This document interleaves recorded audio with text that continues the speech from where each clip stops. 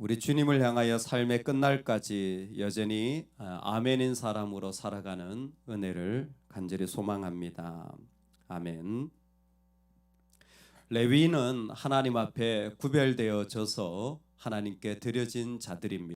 마치 우리가 이 땅에서 예수 그리스도로 구별되어져서 부름을 받은 것과 똑같은 원리라고 말하겠습니다. 그런데 이스라엘은 그런 레위인을 그냥 세우는 것으로 끝나지 않고 레위인 봉헌식이라는 것을 다시 한번 하나님 앞에 하게 됩니다. 성전을 봉헌하고 성막을 봉헌하고 이런 것들은 이해되지만 어떻게 사람을 이렇게 봉헌하나, 이방처럼 사람을 태워서 제물로 드리는 것도 아니고 말이죠. 왜 그럴까요? 그만큼 중요하기 때문입니다. 레위인은 하나님 앞에 봉헌되어져야 되는 사람이에요. 여러분은 하나님께 드려진 자들입니까? 여러분은 하나님께 바쳐진 제물이십니까?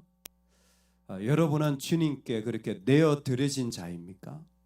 우리 한번 이 질문을 우리 가슴 속에서 깊이 아멘으로 대답할 수 있는 은혜가 있기를 소망합니다. 25세에서 50세까지가 레위인이 성막의 일을 할 수 있는 나이라고 말씀하십니다. 이건 가만히 조금만 생각해 보면 참 답답한 상황입니다. 25세에서 50세라는 나이는 실제적인 나이입니다.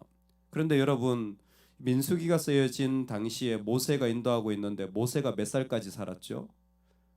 120세까지 40년 120년을 살았잖아요. 요수아는 몇 살을 살았는지 아세요? 110세를 살았습니다. 퉁쳐도 100년이에요. 일반적으로 사람들이 살아가는 나이가 100년이면 인생의 50은 절반밖에 안 산 것 아닙니까? 아직 한참 무언가 더 할 수 있는 때인데도 불구하고 50세에 그만두게 합니다. 사실 오늘 우리는 25세에서 50세까지라고 읽었지만 앞에 3장에서는 또 30세부터 일을 할 수 있다라고 표현되어 있기도 합니다.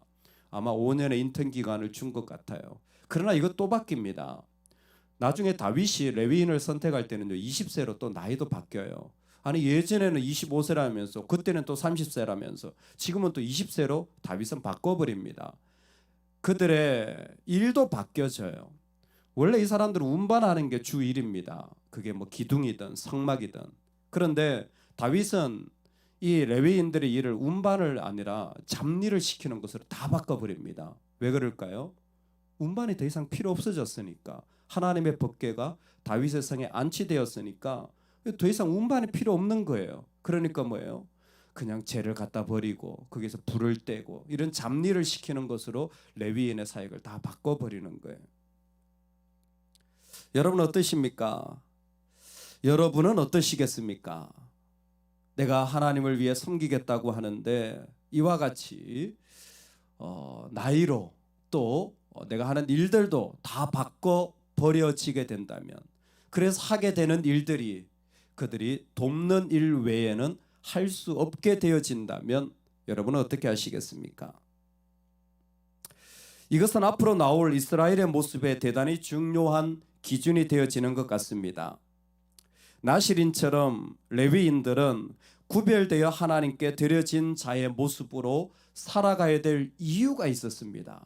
왜냐하면 우리가 이 땅을 살아가다 보면 의외로 레위인처럼 하나님께 드려진 자의 모습을 가지기 어려울 때가 참 많기 때문입니다. 이스라엘은 광야를 지나서 곧 가나안에 도착하게 되어지는 것을 민수기는 후반기에서 말해주고 있습니다.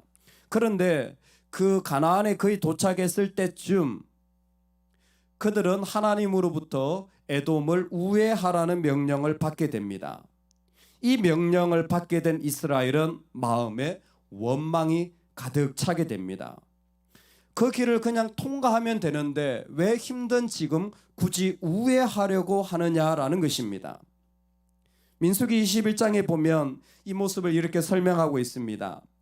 백성이 호르산에서 출발하여 홍해길을 따라 에돔 땅을 우회하려 하였다가 길로 말미암아 백성의 마음이 상하니라. 아멘. 말씀이 설명할 것도 없이 그대로 아닙니까? 마음이 상한 거예요. 여러분, 상한 음식 먹으면 아파요. 배가 아픕니다. 이 사람들은 지금 마음이 상했어요. 그러니까 삶이 아파요. 다 힘들어요. 싫어요. 마음이 상한 것을 아십니까? 마음이 좋지 않다라는 것이죠. 마음에 문제가 생긴 거예요. 왜 문제가 생겼습니까?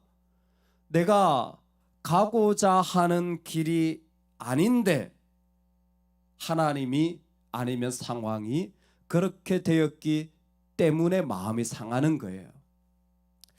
이건 아니잖아 라는 마음이 생기기 시작한 것은 내가 원하는 직선로와는 다른 우회하는 길을 하나님은 말씀하시기 때문에 그 마음이 상해 버린 것입니다. 여러분, 이때 우리는 원망하게 되는 것 같습니다. 이때 우리는 실망하게 되는 것 같아요. 아마 에돔 땅을 우회하는 길이 백성의 마음을 상하게 했다면 거룩한 예식을 거쳐서 옷도 빨고 제물도 드리고, 그래서 하나님 앞에 세워진 레위가 얼마 안 된 나이에 그 일을 그만둬야 하고, 그리고 일조차도 다시 하지 못하며 잡일, 돕는 일이라고 했지만 잡일밖에 하지 못하도록 아예 못 박아 버린 이 자리는 마음이 상할 수 있는 자리 아니겠습니까? 그러나 레위인은 하나님 앞에 온전히 드려진 자들입니다. 원래 레위는 장자를 대신하여 드렸지만 핵심이 뭐냐면 하나님께 온전히 드림받은 자라는 것이 중요합니다. 하나님 앞에 온전히 드림받은 자들은 나이가 되면 하고 나이가 안 되면 안 하고, 나한테 그 직이 있으면 하고 직이 없으면 안 하고가 아닙니다. 이 사람들은 내 형편이 되면 하고 내 형편이 안 되면 안 하고가 아니라 어느 때든지 하나님께 온전히 드려진 것입니다.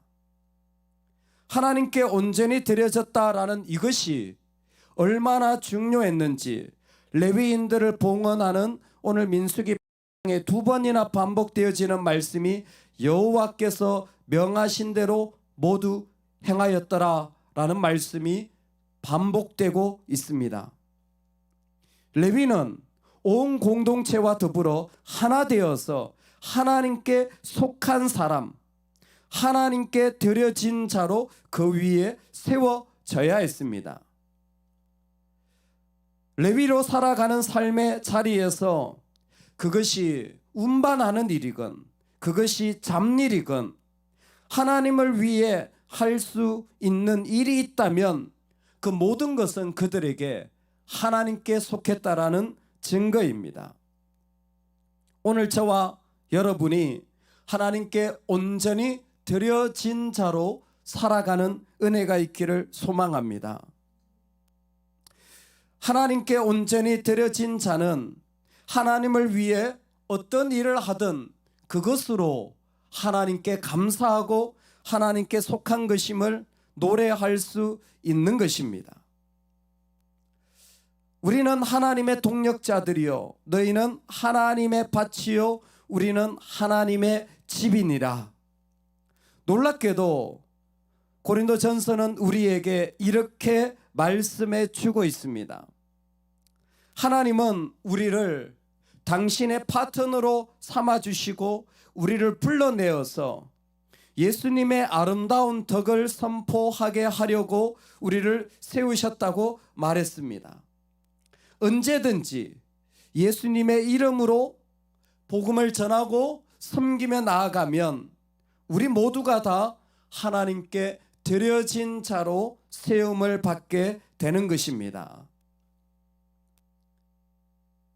내 평생 소원 이것뿐 주의 일 하다가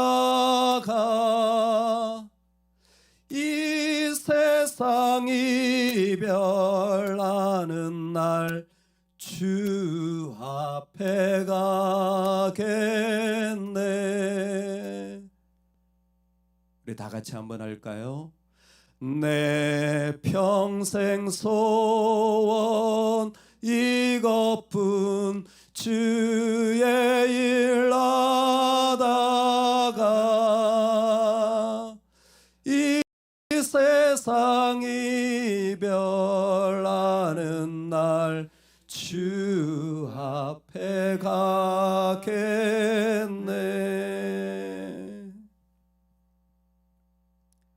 어제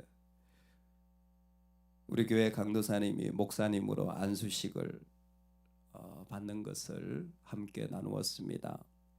참 영광스럽고 감사한 자리라는 생각이 들었습니다. 평생 주님 앞에 살아가는 자리로 부름을 받은 것이죠. 그 예식이 끝나고 우리 카페에서 정말 많은 분들이 오셔서 축하를 해주셔서 참 감사했어요. 제 목사 안수식 때는 안 오시더니 그땐 저를 몰랐고 많은 분들이 오셔가지고 이렇게 같이 나누고 하는데, 우리 권사님 한 분과 그런 얘기를, 제 개인적인 얘기를 나눴습니다. 저도 목사로 살아갑니다. 그리고 언젠가 이직도 끝나겠지요. 그런데 있잖아요, 진짜 제가 마음에 귀하게 고백하며 또 사모하는 자리가 하나 있습니다. 얼마 전에 저희 교회 권사님 한 분이 장례를 제가 치르게 되었죠. 돌아가시기 전에 대구로 방문해서 예배를 드렸는데 이미 육체가 다 소진한 때였어요. 혀도 잘 안 떨어지는, 발음도 안 되는. 여러분, 몸이 아픈 거 아시죠? 저는 아마 죽음에 이른 그 자리가 제일 몸이 아픈 자리라고 생각해요.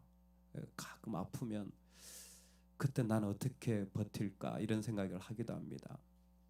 너무 힘든, 아무것도 하지 못하는 그분이 누워 계신데 목사가 가서 예배를 드렸어요. 찬송을 부르는 데 있잖아요. 제가 한 3-4곡 부른 것 같아요. 그 기운이 없는 분이 손을 하늘로 들고 그렇게 좋아하시는 거예요. 저는 그게 너무 부러운 거예요. 사모가 되어지는. 나도 그럴 수 있을까? 내 몸이 너무 아프고 내 마음이 너무 상했는데 찬송이 들려지자 손을 하늘로 들고 하나님을 고백하는 그 시간 내내 그걸 즐거워하는. 이분은 진짜 믿었다. 거짓말로 믿은 게 아니라 진짜 믿었다. 내 몸이 부서져도 주님 부르는 그 자리에서는 주님 때문에 찬송하는. 제 마음에 계속 하나님, 나도 이렇게 믿고 싶어요. 하나님, 나도 이렇게 믿고 싶어요. 나도 이렇게 주의 일을 하고 싶어요. 귀한 직분이지만 직분은 껍데기예요. 나이지만 나이도 껍데기예요. 그런데 끝까지 주님을 향하여 온전히 들어져서 아멘할 수 있는 마음, 그게 잡다한 일이든 그게 어떤 자리건 마음이 상하지 않고 하나님을 향하여서 손을 들고 나아갈 수 있다면, 하나님, 저도 그렇게 살고 싶어요 라는 마음이 절로 생기더라. 사랑하는 여러분, 예수님으로 저와 여러분은 하나님께 드려진 자가 되었습니다. 우리 그렇게 평생토록 우리 사랑하는 주님께 아멘하며 살아가는 은혜가 있기를 주의 이름으로 축원합니다. 아멘. 우리 한번 기도합시다. 하나님, 이 땅을 살다가